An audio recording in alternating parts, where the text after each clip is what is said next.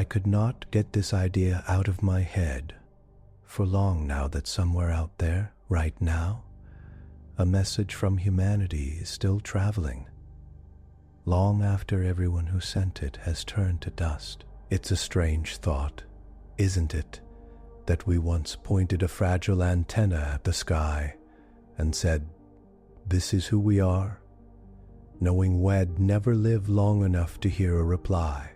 I've always been fascinated by that kind of patience, sending a bottle into a cosmic ocean and trusting that 10,000 years from now, someone might read the note. And it really makes you wonder, if a message like that ever came back, who would understand it? Would it be in our language, or some twisted older version of it? Would it be kind, or an apology? So tonight, instead of replaying your day, you and I can drift into a quieter question. What if that ancient human message was found first, not by aliens, but by future humans, far from Earth, who were never meant to know it existed? Get comfortable in whatever way works for you, because the story starts on a silent ring station above a healed Earth in a lecture hall where nothing exciting is supposed to happen. There's a linguist named David Reed, a tired evening class called Dead Languages, and a single stone inscription the Galactic Council has labeled unknown. In a few moments, David is going to read one line out loud, 10,000 years old, and realize it's written in a language he knows. And that simple act is about to make the entire galaxy question who humans really are and how long we've been out among the stars. You are floating above Earth, not in a dream, not in a ship you have to fly, but as a quiet mind sitting in the dark, listening. Outside, the planet turns like a slow blue lantern. City lights glow softly on the night side. Sunlight lifts over the curve of the world, with no sound at all. Up here, life is calm. The wars are over. The air on Earth is clean again. People grow food on tall green towers and walk under clear skies. In orbit, stations move on safe paths, held in steady lines by patient machines. You are David Reed, a linguist from Boston. You study old words that most people have forgotten. You love the way past voices stay trapped in strange shapes on stone, paper, and glass. To you, every mark feels like a quiet person trying to say, "I was here. This mattered." Tonight you sit in a wide lecture hall on an orbital archive station. Students talk softly around you.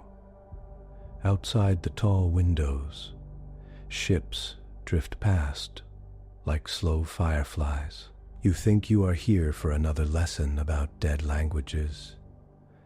Instead, you are about to read a sentence that changes how humans see themselves. And the surprising thing is, nothing explodes. No sirens, no panic, only a simple line of text. 10,000 years old, read in a calm human voice among the stars. You clear your throat. You begin to read. The station moves without a sound you can feel. From the outside, it looks like a silver ring around Earth, turning slowly, always in the same calm path.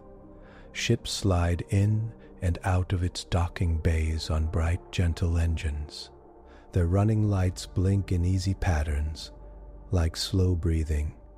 Inside, the air is cool and dry. The halls are wide and bright, with soft white walls and dark floors that reflect a little light.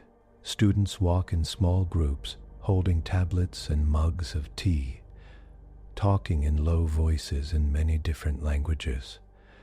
Some wear the deep blue of council academies. Some wear the green of Earth universities. A few have small translation pins that flash as they speak. You walk among them, quiet as usual. David Reed, short hair, dark sweater, a satchel that has seen too many years of books. You keep your hand on the strap and your eyes on the floor, then up again to check the door numbers. Dead Languages, 1930. Hall C, 7. You step through the door into a dim, wide room. The front wall is a single clear window, showing Earth hanging in the dark. Below it, there is a long, low desk and a tall display screen. The seats rise in smooth rows, shaped to hold tired students for long talks. You choose a seat in the middle, not too close, not too far. You place your satchel on the floor and breathe out slowly. The hum of the station seems far away in here. You hear the soft rustle of people coming in behind you, the quiet buzz of small talk, the faint chime when a student connects a tablet to the room's local network. David, a familiar voice, calls in a hushed tone. You look over and see Olivia Grant moving down the row toward you. She is tall, with dark curly hair pulled back, sharp eyes, and a loose gray jumpsuit with an Earth University patch at the shoulder.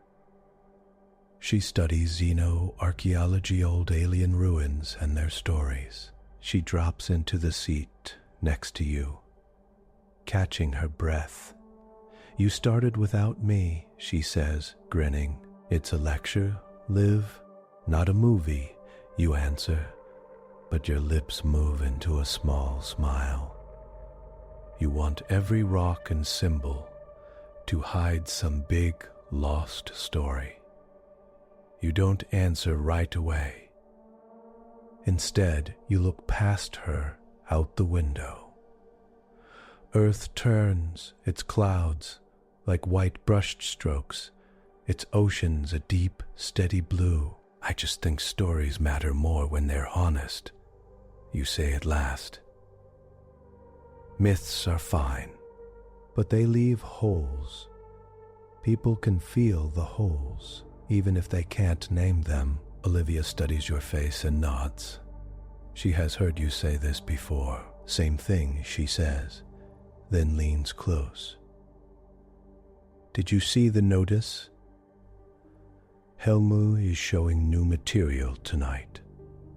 Unclassified, pulled from Council deep storage, embedding on some sad fragment of trade law from 4,000 years ago. You shake your head. Helmi doesn't do sad fragment. If she brought it up from deep storage, there's a reason. You always hope that, Olivia teases. She knows about the nights you spent in Boston libraries as a student, tracing strange ties between old Earth myths and star maps humans were not supposed to know. Not back then. The room's lights dim a little. Voices fade. On the lower level, the door slides open, and Instructor Helmi walks in. Helmi is small and light on her feet, with pale gray hair cut short and neat. Her eyes are bright behind thin lenses that flash with data. She wears a plain black coat with a silver council pin at the collar. Her calm presence fills the room more than her body does. She stands at the desk, looks up at the rows of students, and smiles. Good evening, she says. I hope you ate first. This will be slow. Soft laughs float through the hall. Dead Languages with Helmi is always full, even for a late slot. Her lectures are not loud, but they pull you in. She has a way of making you feel like every faded marking, every broken stone, is a person she once knew. Helmi taps the desk. The tall screen wakes with a low glow. A simple title appears. UN Khan, Inscriptins Class Fee 3. She looks up again. For the past 50 years, Council Xeno archaeologists have found a certain pattern in their work. The same unknown symbols on at least 12 different worlds, spread across a span of more than 300 light years. The screen changes. Now you see photos of ruins under different skies. A broken wall on a dry, red planet. A fallen pillar, half buried in blue sand. A ring of cracked stone under the purple leaves of a thick forest. On each, there are lines of the same sharp symbols, carved with care and depth. The room leans forward in their seats, almost as one. All dated, Helme continues, to around 10,000 years before present. She pauses. To humans, that is about 8,000 years before your first known cities, before written language on Earth, before metal tools in most regions. You feel a small twist in your chest. You feel a small twist in your chest. 10,000 years. That number scratches at old thoughts you keep locked away. These symbols, Helmi says, are not known to match any council language family, not known to belong to any species now active in our records. We have partial guesses. Names, perhaps, numbers, warnings, but nothing solid. They are, in our terms, a dead language, without a living root. On the screen, the camera zooms in on a clean white stone slab taken to a lab. The symbols stand out dark and deep, long horizontal lines mixed with curves and hooks, marks above and below like accent strokes. And four above and below like accent strokes, your heart stutters. Something inside you knows this shape. Your thoughts pull at memories of old books, old lessons, faded graffiti on a broken wall in Lisbon archives. Photos you studied late at night. The curves, the dots, the odd little swoop on a certain letter. Helmi goes on. These particular symbols are from a site on Keth, for a world with no known native tool users in its past. We have, that's wrong, you say out loud, too soft at first. Olivia turns her head. What? You swallow. Your throat feels warm. You raise your hand. Helmi pauses. Her eyes find your row. Yes, Mr. Reed. David Reed from Earth. Correct. You nod and stand up a little, leaning on the back of the seat in front of you. Those aren't unknown symbols, you say, forcing your voice to stay even, forcing your voice to stay. They are letters from an old human language. A light laugh runs across the room. Someone near the back mutters, humans think everything is about them. Helmi lifts a hand and the room goes quiet again. Her gaze is careful now.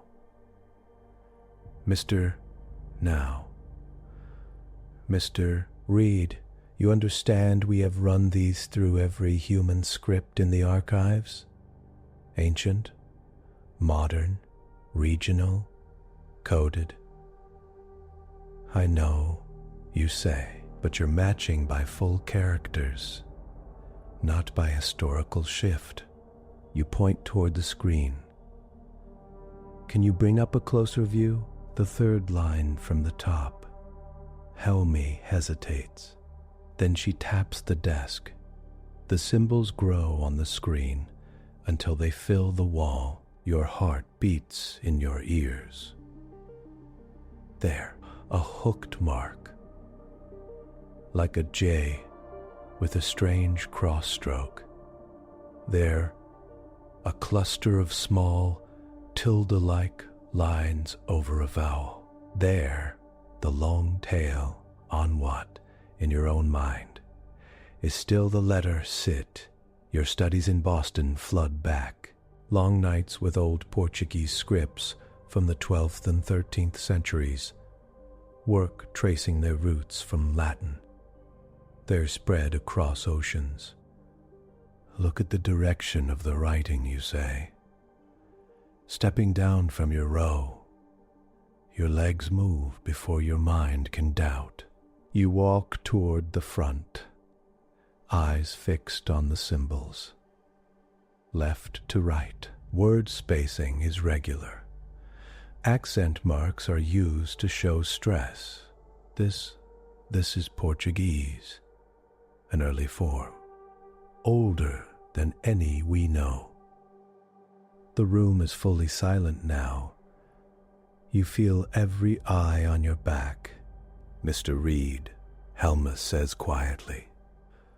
Are you suggesting that 10,000-year-old inscriptions on non-human worlds use a human language from Earth? In not suggesting, you answer.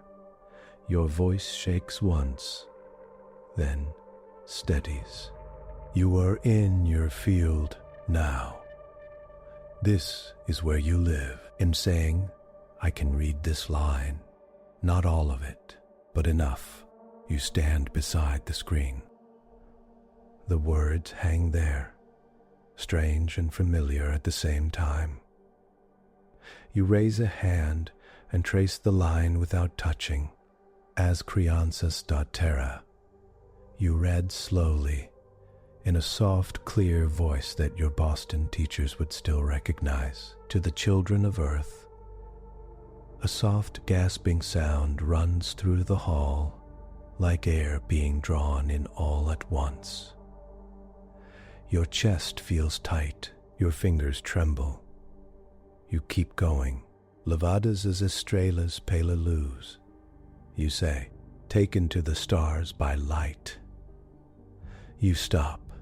The next symbol is hard, a form you don't know. That's all I can do at sight, you admit, but this is human. Old Portuguese, very old, shifted in some ways, but still ours.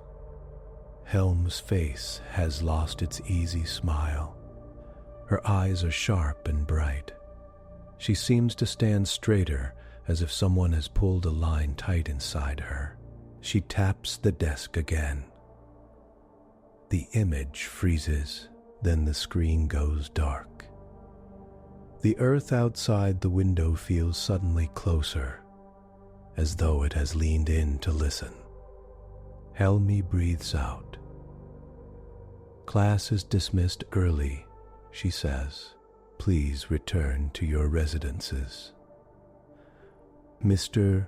Reed, Miss Grant, stay a moment.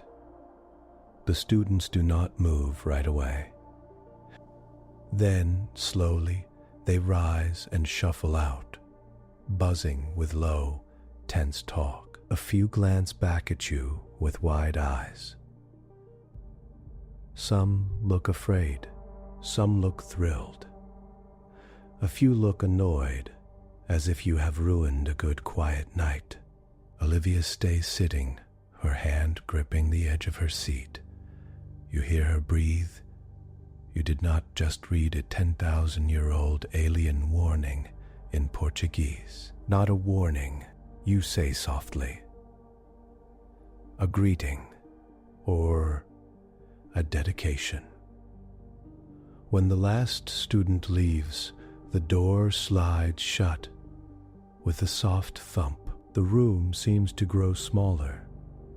Helme looks at you for a long time. You see worry there, and something else you cannot quite name.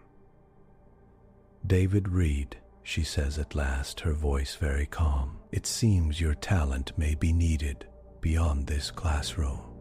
She taps her collar pin. A small green light blinks. You know that signal. A quiet call to station security. You have just given the Galactic Council a problem it did not expect. Helme says, "Stay calm. Answer their questions clearly. And, if you can, keep breathing." Olivia stands up beside you. Her jaw is set.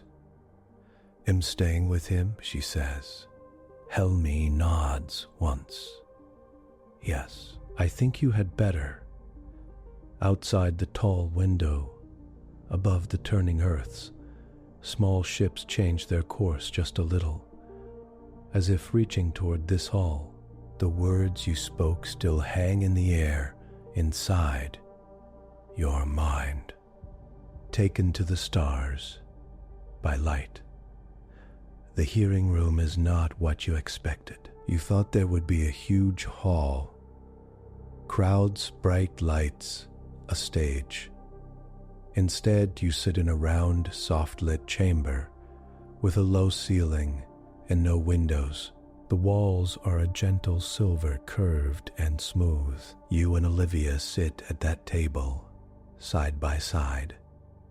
You can hear your own breathing. Slow. Careful. On the far side of the circle, 3 council leaders sit higher than the rest. In the center is Chancellor Bryn, a tall person with dark bronze skin, short white hair, and calm, heavy eyes. To Bryn's left is Captain Rita Moss from Earth's Council Liaison Office, her black hair tight against her head, her uniform crisp. To the right is a pale, many-limbed being from Sral. Their name shown on the screen in front of you is Ace Tal. They all watch you with steady interest, not anger. There are about 20 other people in the ring. Some are human, some are other species. Instructor Helme sits near the back, her hands folded, her eyes serious. Beside her is Dr. Wesley Hunt, a thin, older man with dark glasses and a quiet posture. You know him only by name. He runs deep archive studies here on the station. "Record begins," says a soft, neutral voice from the ceiling. Translation pins blink in the room. Chancellor Bryn leans forward. "David Reed," Bryn says, their voice low and clear. You almost laugh. You did not have much of a choice. But you only nod. "Yes, Chancellor." Olivia's hand rests near yours on the table, not touching, but close enough that you can feel the warmth. Bryn gestures, and the air in front of you flickers. A hollow image grows between you and the circle of seats. The same stone slab from the lecture, the same sharp symbols. "We want you," Bryn says, "to tell us exactly what you did in that classroom." Slowly, clearly. "This record is for council eyes only, at least for now." You nod again. Your mouth is dry. "But you speak, Instructor Helme showed this image," you say. "I recognize the general structure as an early form of Portuguese, a human language from Earth." Captain Rita Moss cuts in. "How is that possible?" she asks, her tone not harsh, but firm. "Human written records go back about 6,000 years, not 10. Our species had no space travel then, no contact with the Council. I don't know why it's possible, you say. I only know what I can see. Letters shift slowly over time, but they carry traces of their parents. Tasked with enough samples, I can usually find the path.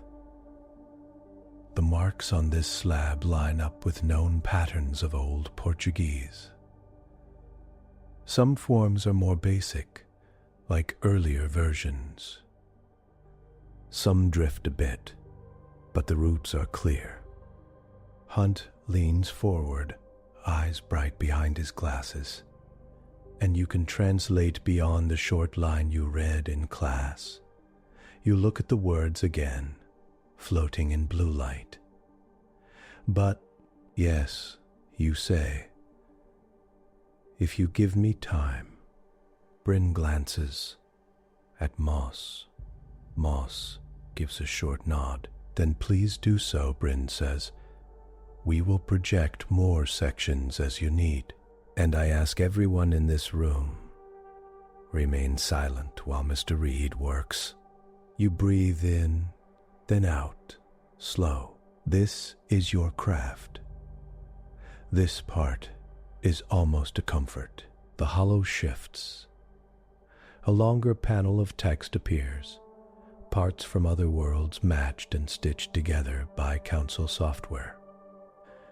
You see repeats of certain words, patterns, a structure. Your mind begins to move along old rails. You point to the first line. This is the same as before. As crianças de terra, levadas as estrelas pela luz. To the children of earth, taken to the stars by light. You move to the next phrase, lips moving soundlessly as you test shapes. This part, guiadas, humbondade, guided in kindness, or in goodwill. Next, paracasas, entre ose. To homes among the skies, the room is utterly still. The grammar is strange in places, but your training fills the gaps. Some words are old forms you have only seen in dusty texts. Some are new to you, but built from roots you know. Nós, O seers de luz. You read, we, the beings of light, who chose you and lifted you and shaped paths for your feet. You pause, throat tight. You look up at Chancellor Bryn. Their face shows only quiet focus. They call themselves beings of light. Captain Moss asks softly, luminous benefactors. The Srel counselor, Aishtal, clicks two of their limbs together, a sign of thought in their culture.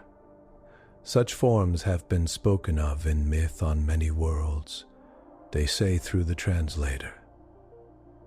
Not always kind. You look back at the text. Next line you say, we confess our mistake, or our failing. We reached too far, too soon.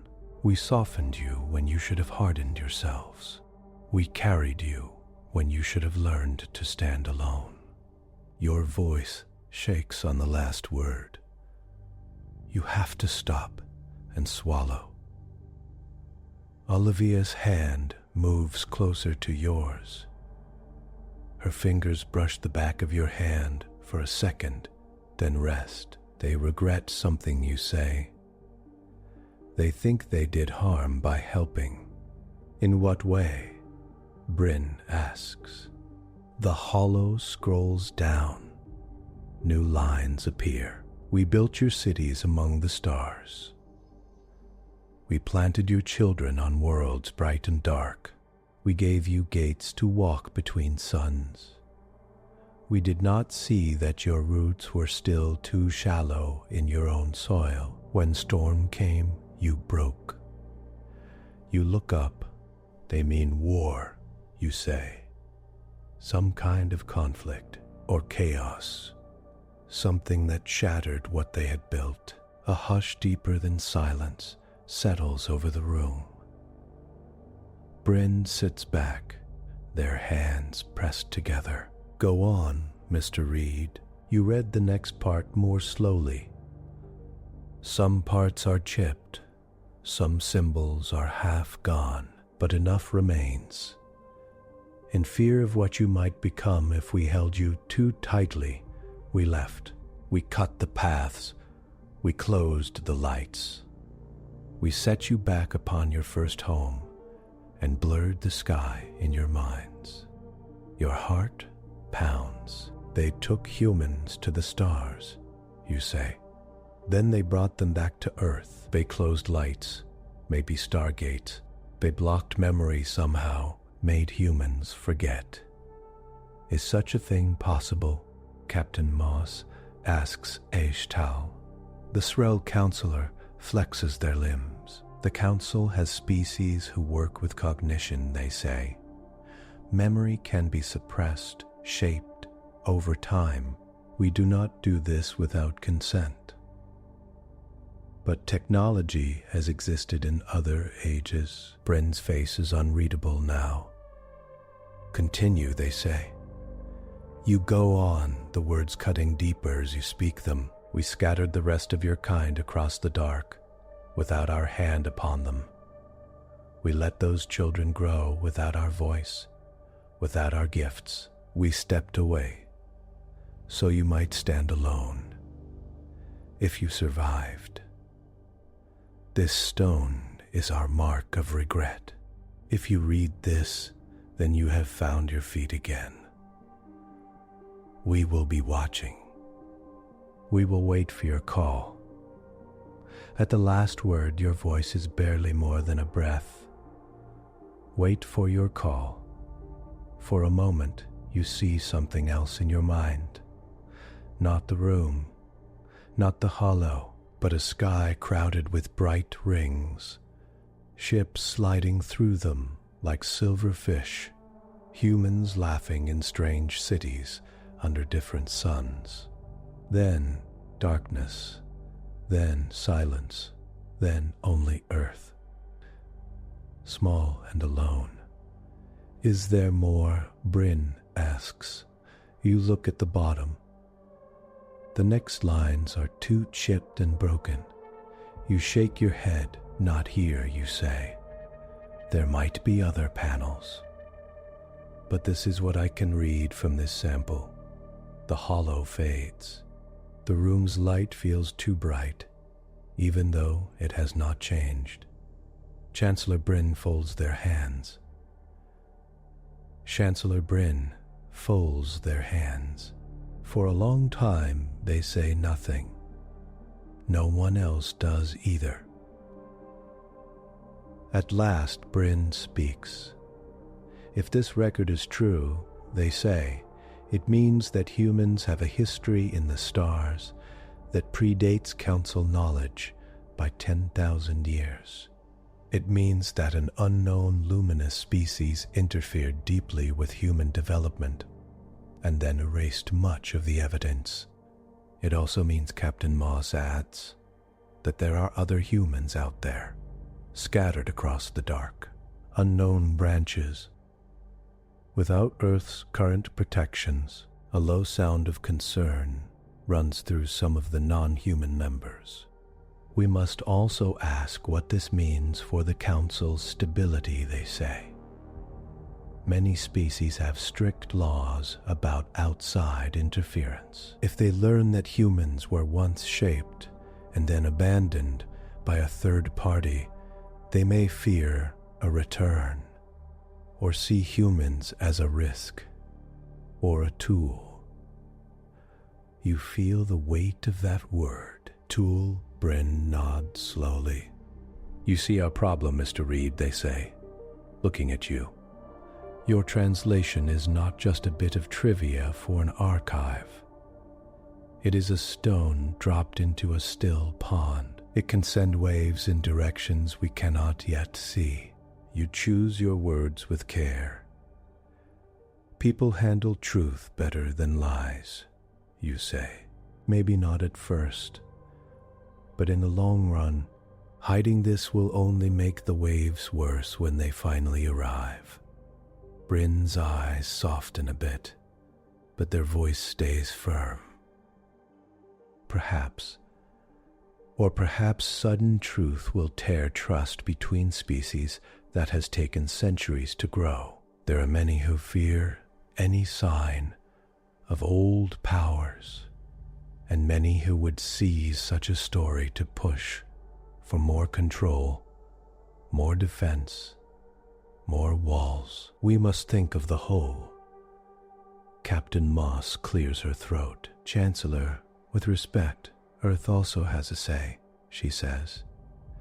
These are our people, our past. We have laws about keeping citizens informed about major findings that touch our origin. And the Council has authority over interstellar stability. Bryn says gently, which includes Earth now. This is no longer only a human matter. You sense the shape of the decision coming before Bryn speaks it. For now, Bryn says, this discovery is to be classified, level red, no public release, no general archive access. This room, this record, and a very small circle of council leadership will hold this knowledge until we have built a careful plan. You feel heat rise in your chest. You're going to hide it, you say. We are going to manage it, Bryn corrects. You and Miss Grant will remain as protected guests aboard the station. Comfortable quarters, full access to your usual studies, minus off-station travel. No outside communication about this matter without review. You're putting us under house arrest, Olivia says. In soft form, Captain Moss says quietly. Her face looks pained. It's for your safety too.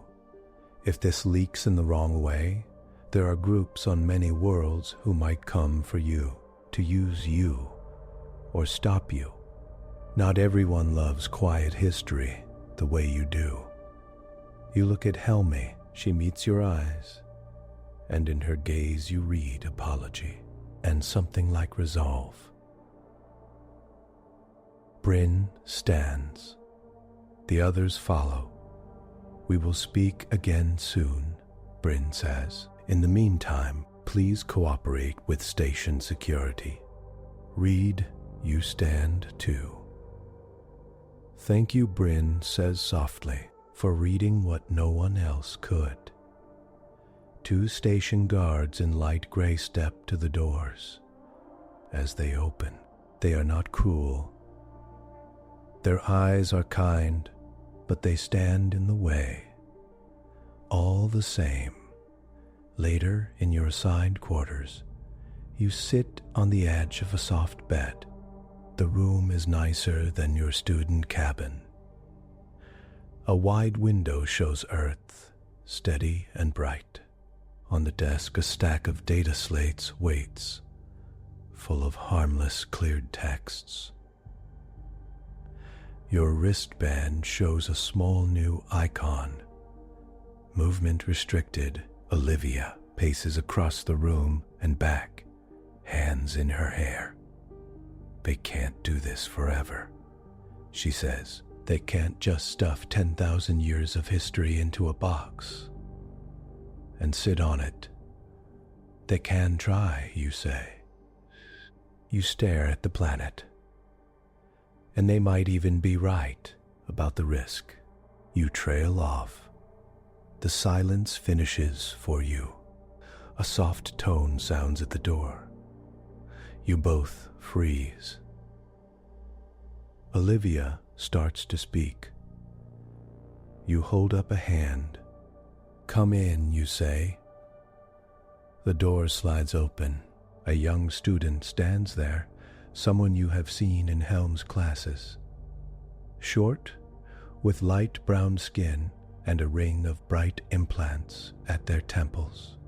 Their name, you recall, is Jay steps in, glancing down the hall before the door closes again. Their eyes are nervous but set. "I'm not supposed to be here," Jay says quickly, "but Instructor Helmy and Dr. Hunt said you might need this." They pull a small data chip from inside their sleeve.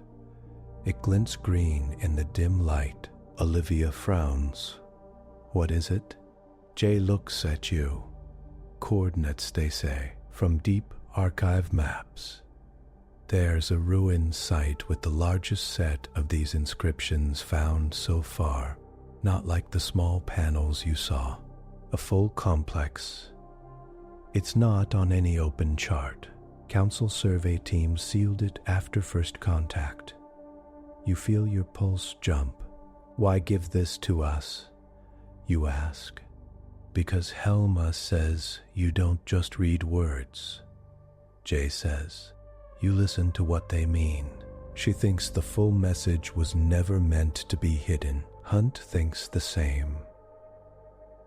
They can't say this out loud in the council, but they can help from the side. Help us what? Exactly. We're stuck here. Jay smiles a little, nervous and excited at the same time. "Not as stuck as you think," they say. Dock 12 has a maintenance freighter leaving in 6 hours. Captain Sam Porter owes Dr. Hunt about 3 favors. And the engineer on that ship, Nira, does not like secrets. You stand. The room seems smaller now, more like a soft cage. If we walk out, you say, we become criminals. If you stay, Jay answers, the story stays in this room until some committee decides how to talk about your own past. Maybe in 10 years, maybe in a century, maybe never. They press the chip into your hand. It is warm from their skin. Data pulses inside it, small and silent. "I know this is your choice," Jay says, "not mine. I wanted you to have a door that isn't locked." Olivia looks at you. Her eyes are bright. "David," she says softly, "if there's a bigger record out there, we could see everything, not just fragments. We could know." You turn the chip over between your fingers. Somewhere in deep space, on a quiet, forested planet, there is a temple full of 10,000-year-old words. Maybe more than words. Maybe something that still holds light. You think of the line you read. "We will wait for your call." "I don't like running," you say. "I like footnotes. Careful notes. Peer review." Olivia laughs once. "You like the truth," she says, "even when it scares you." You look at Jay. "If we go," you ask, "what happens to you?" "To Helmy and Hunt." Jay shrugs. "We were never here," they say. "We never gave you anything." Sometimes history needs a small lie to let a larger truth stand up. You close your hand around the chip. "Dock 12, you say. "Frider, Sam Porter, Nera." Jay nods. 6 hours. You'll need to pass through service halls. Your bands will flag if you take the main routes. But Helme sent a map. They tap the implants on their temple. It's in your room system now, under air quality reports. They move to the door, then look back. "For what it's worth," Jay adds, I think those beings of light made a mistake, leaving you. You're better with your own story in your hands. Then they are gone. The door slides shut. For a long moment, you and Olivia stand in silence. Finally, Olivia exhales. So, she says, walk the safe path and wait for permission, or take the chip and go read our past where it waits. You look out at Earth. You think of humans scattered among stars, not knowing they are part of a bigger family. You think of the Council's careful fear. You think of your own belief, old and stubborn. People stay calmer when they know the truth. You should stay, you say, out of habit. Olivia snorts. Not a chance. Besides, someone has to make sure you eat and sleep while you are decoding the universe. You almost smile. Then you slip the chip into your satchel, next to your most trusted stylus. We go, you say. Hours later, the station's bright main halls are busy with the night shift, but the service corridors are dim and almost empty. You and Olivia move through them with quiet steps, guided by small arrows on your wristbands that look to any watcher like simple air quality updates. You pass cleaning drones that hum softly as they scrub floor edges. You pass a viewport where, for a moment, you see a freighter sliding past, its hull marked with a faded logo of a smiling comet. Dock 12 smells faintly of oil and warm metal. A squat, wide-bodied freighter rests on its clamps, lights glowing along its spine. A tall woman in a worn jacket stands at the base of its ramp, talking with a short, four-armed engineer whose skin glows faint blue at the joints. Sam Porter? Olivia calls softly. The woman turns. She has brown skin, gray-streaked hair pulled into a knot, and eyes that have seen a lot of ports. She studies you both, then grins. You must be my half-mad historians, she says. Name's Sam. This is Nera. The blue-skinned engineer lifts two hands in a small salute, the other two still holding a tool. Sam's grin fades into a more serious line. You understand what you're asking, she says. Council classification is no joke. Once we leave this dock, you don't have the shield of being protected guests anymore. We understand, you say. Nera's voice is soft but clear. Secrets rot, they say. Stone lasts. I prefer stone. Sam chuckles. Philosopher. This one, she says, jerking a thumb at Nera. All right, David Reed. Bring your bag. We have a long, quiet ride ahead. Stars are steady tonight. As you walk up the ramp, you feel the faint vibration of the ship's heart beneath your feet. Behind you, the station stays bright and still. Ahead, through this freighter's old bones, a path stretches toward that forested world and its waiting ruins. You are not a pilot. You are not a soldier. You are Linguist with a satchel, a friend at your side, and a small chip in your pocket. It feels like enough. The ramp closes with a soft hiss. Engines thrum to life, gentle and sure. Out there somewhere the beings of light may still be watching. Closer, much closer, A simple stone temple waits with its quiet, carved lines. You sit down, fasten your belt, and close your eyes for a moment. It is time to read. The freighter moves like a slow house in the dark. From the small side window in the passenger bay, you see star lanes as faint, ordered lines, thin bands of pale light where ships are allowed to travel. Distant beacons mark gate points with steady flashes. It all feels calm, like a night highway seen from a hill. Inside, the ship hums in a friendly way.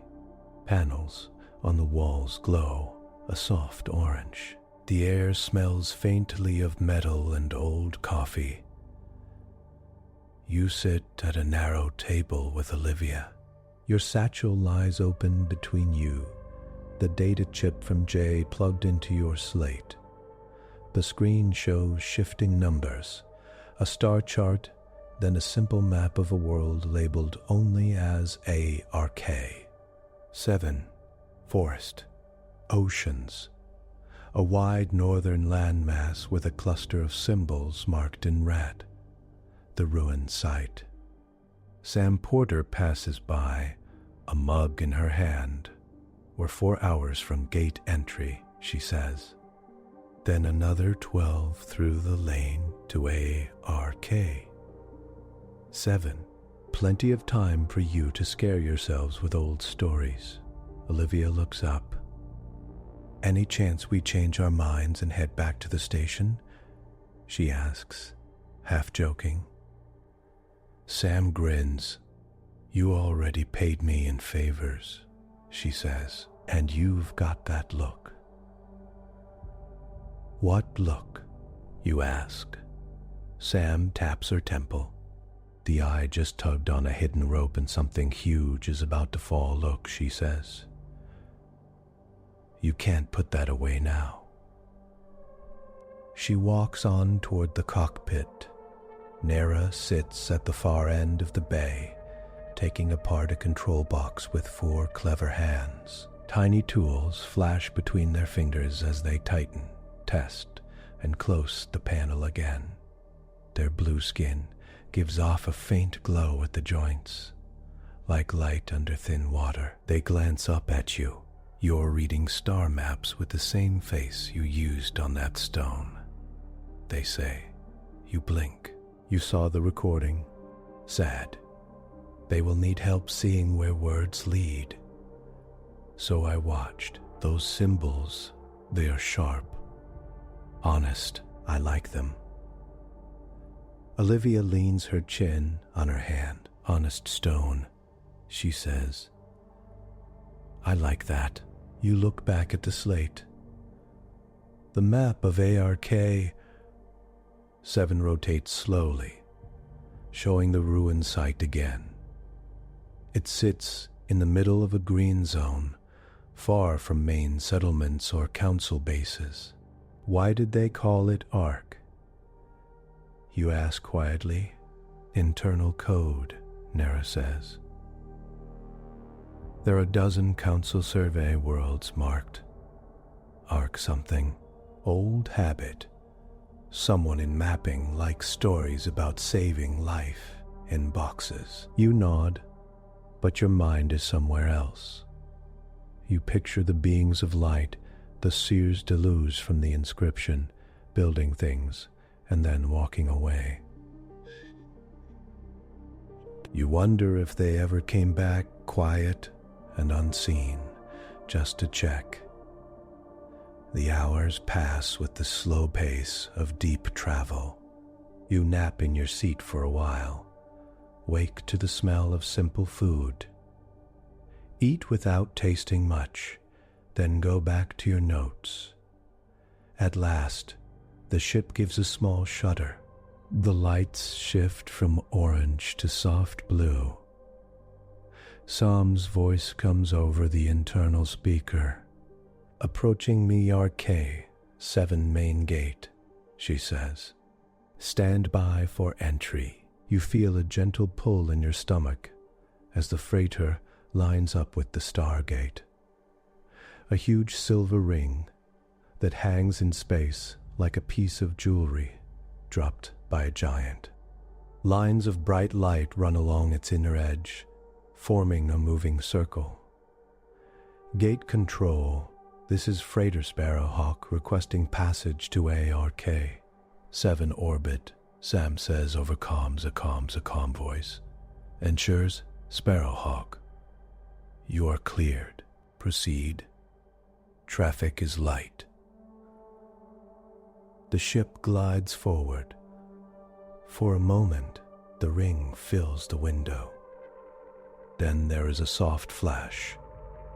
Not bright enough to hurt, but enough to make you blink. The stars outside jump. The pattern changes. ARK. 7 lies ahead now. A blue-green world with wide cloud swirls and a single small moon. Later, breaking through the thin top of the atmosphere, you watch clouds stream past. The freighter rattles, then steadies. Rivers and forests come into view, patches of deep green broken by the silver gray of stone ridges. Sam guides the ship toward a quiet zone. Council marked this area as low interest. After first scan, she says, no active settlements, just catalogued plant and animal life. Suits us well. As you descend, the ruined site appears on the map in the corner of your screen, and then slowly in the view itself. A flat rise in the forest canopy where trees give way to stone. The Sparrowhawk lands on a clear patch of ground about a kilometer from the main structure. Engines wind down. The ship settles on its legs with a soft sigh. The rear ramp drops, warm.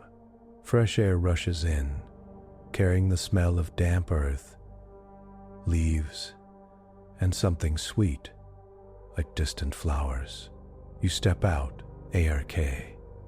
7 feels young and old at the same time. The forest stretches in all directions, tall trees with broad, dark leaves. Strange birds with long tails flicker from branch to branch, calling in high, simple notes. Insects buzz, but not loudly. The sky above is a bright, clean blue. Ahead, through the trunks, you see pale stone. Stay on radio, Sam says, checking the settings on a hand unit. I'm not coming all the way in unless you scream, Nera. I'll go, Nera says. They sling a small pack over their shoulder, loaded with scanners and tools. Old places like to test new feet. Better you have 4 extra hands. Olivia smiles. I'll never say no to more hands in a ruin. You adjust your satchel on your shoulder and start toward the stone. Shar, start toward the stone. The walk is not far, but the air is thick, and your heart beats faster than the effort should require. Part of it is the climb over roots and low rocks. Part of it is the growing shape ahead. The ruin is larger than you expected. A wide, square platform rises from the ground, built from huge stone blocks fitted so tight you can barely slip a knife between them. Time has worn their edges, and moss grows in thin mats along the lower rows, but the structure still feels strong. Steps climb from the forest floor up to a flat terrace. At the base of the steps, 2 tall slabs stand like silent guards. Their surfaces are covered with the familiar symbols. You stop at the bottom, breath leaving you in a small gust. Anan, Sophins. Olivia moves closer, eyes wide. This is not a small panel, she says. Odd, she says. Odd, this is a full script. Nera walks around the slabs, running a scanner along the stone without touching it. No active power on the surface, they say. But there's something below, faint, old like a battery that never quite died. You step closer to the left slab. The symbols are cut deep and clean, much sharper than the worn samples Helmi showed. Your fingers twitch with the urge to trace them. The top lines, you say, reading in your head first, then aloud, are the same greeting to the children of Earth taken to the stars by light. Taken to the stars by light, Olivia nods. Start with the parts we don't know, she says. Warnings first. You set on the ship.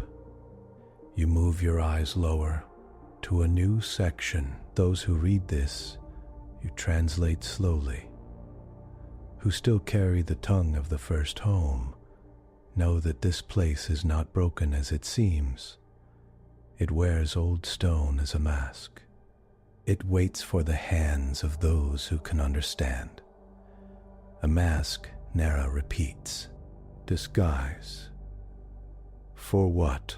You step to the right slab. If you can read, you say, you can pass. If you cannot read, you are not ready. Turn back, grow more. Come later. With softer steps and clearer minds, Olivia raises her eyebrows. Tests at the door, she says. They really did not want just anyone walking in. You look up the stairs to the terrace above. More stone rises there, a long, low building with square pillars and a dark opening at the center like a mouth. Something about it makes your skin prickle. They wanted readers, you say quietly. People who could carry meaning, not just tools. Nera finishes their scan. No active traps, they say. No loose stone above the door. Energy lines under the floor, but they are stable. Very old, very deep. Olivia looks at you. We came this far, she says. Door says we're allowed. Let's see what they wanted us to see. You nod. Your legs feel light and heavy at the same time as you climb the steps. Each footfall sends a dull thud up through your bones. At the terrace, the air is cooler. The long building stretches left and right. Its front lined with carved pillars. Each pillar bears scenes in simple, strong lines of humans under strange suns standing beside tall shapes of light. In some, the light shapes reach out long arms. In others, they stand back, watching. You pause at a panel that shows a ring of circles between stars. Humans walking through them with bags on their shoulders and children in their arms. Gates, you say softly. They showed the gates. Olivia touches your elbow. Later, she says gently. Inside first. The central opening leads into shadow. No doors, just a wide, dark throat. Nera steps beside you. Two of their hands hold a light. The other two keep the scanner ready. You all move in together. The air inside is dry and cool with a faint smell of stone dust. Your footsteps sound soft on the smooth floor. As your eyes adjust, you see that the inner walls are covered in more carved text and images, row on row. This place is a book, Olivia breathes. You walk slowly down the main hall. At first, the light from Nera's lamp is the only brightness. Then, as you pass a certain point, something changes. A low hum rises from the floor, so faint you feel it more than hear it. Lines in the stone begin to glow, pale and soft, like fireflies under frosted glass. The hall fills with a gentle light. Nera stops, eyes wide. I did not touch anything, they say quickly. It noticed us, Olivia says. At the end of the hall, the space widens into a round chamber. The ceiling curves high above. In the center stands a tall, smooth column of stone, its surface unmarked by symbols, as if someone polished it clean. But under that smooth skin, light moves. Soft bands of color swirl inside the column. Blues, golds, faint silver. It feels alive, but quiet, like a person holding their breath. You know what it is before anyone says it. The echo, you say softly, the memory device. Olivia nods. The text talked about it, she says. Object of record, keeper of light. Nera takes a slow step around it, scanner out. It's old beyond my tools, they say. Layers and layers of crystalline structure, energy stored in patterns, not in simple charge. It has waited a very long time. You set your satchel down, fingers shaking a little. You are a linguist, not an engineer, but this is still language. You tell yourself, just not on paper. How does it work, you ask? Olivia walks to the wall next to the column, searching with her eyes. Look, she says, pointing. Instructions. Or at least, should be on stare. Instead, for at least a guide. You join her. The wall there holds another panel of text. You read, if you are here, then you have passed the gate of words. This pillar holds what we were, what we did, and why we left. It will share with those who ask in clear speech and open heart.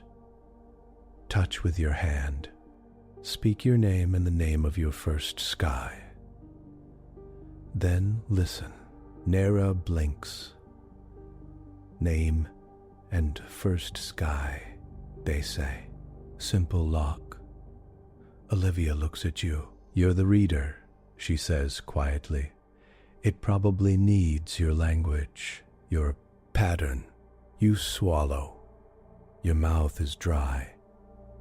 What if it hurts me? You asked, before you can stop the thought from coming out. Olivia does not laugh. Then we pull you back, she says, and we yell for Sam. But I don't think that's what they built this for. Nera nods. Stone that wants to hurt does not wait quietly for 10,000 years, they say. It collapses on your head the first chance it gets. You snort, a short, tense sound. Then you step toward the column, up close.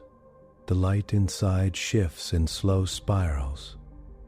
It reminds you, just a little, of old fiber optic lamps you saw in Boston museums. The way light chased along thin threads. You place your palm flat against the smooth surface. The stone is cool, but not cold. There is a tiny vibration, like a distant cat's purr. Under your skin, you clear your throat. My name is David Reed. You say, voice low but clear. My first sky is Earth. For a heartbeat, nothing happens. Then the world falls away. You do not lose your body.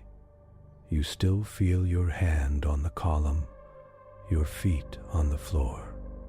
You still hear Olivia's sharp breath beside you. But over that, around it, through it, something else rises. Light pours out of the column, not in a blast, but in slow, gentle waves. It fills the chamber, washing over you, over Olivia, over Nara. It does not blind. It softens the room, turning stone edges into faint lines. Then the light turns into images. You stand, but you also stand somewhere else. At first, you see a forest that is not archaic. The trees are different, narrower, the leaves small and bright green. The sky is a deeper blue. A young human woman walks through the trees, carrying a child on her hip. Her clothes are simple, woven plant fibers. Her hair is tied back with a strip of leather. She stops in a small clearing. The air before her shimmers. You feel your heart climb into your throat. From the shimmer, light forms, long, tall shapes grow, made of bright lines and soft glow, like people drawn from sunlight. They have no faces you can see, but you feel their attention. The woman falls to her knees, clutching the child. You hear a voice, not in your ears, but inside your mind. It speaks in clear Portuguese, older than any you have ever heard, but still understandable. We come, it says, from far places between stars. We are light through paths you cannot see. We have watched you. The woman shakes. The child on her hip laughs and reaches for the glow. The scene shifts. Now you see caves on Earth, firelight dancing on walls. Groups of early humans sit in circles, their faces sharp and thin. The beings of light stand among them, drawing pictures on the stone without touching it. Lines of stars, rings between them, circles that open and close. They teach, they point at the sky. Then, at the drawings, they form simple words, patient. The humans repeat, clumsy at first, then steadier. Language grows in their mouths like new teeth. Another shift, you see early cities, not the ones you know from textbooks, but older, stranger. Tall stone towers with smooth sides, built in patterns that match star maps. At their centers stand rings of light. Early gates. Humans walk through them carrying baskets, tools, children. On the other side of each ring is a different world, red, blue, yellow, green.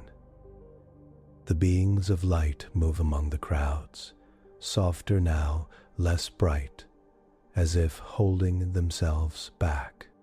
We, as if holding themselves back.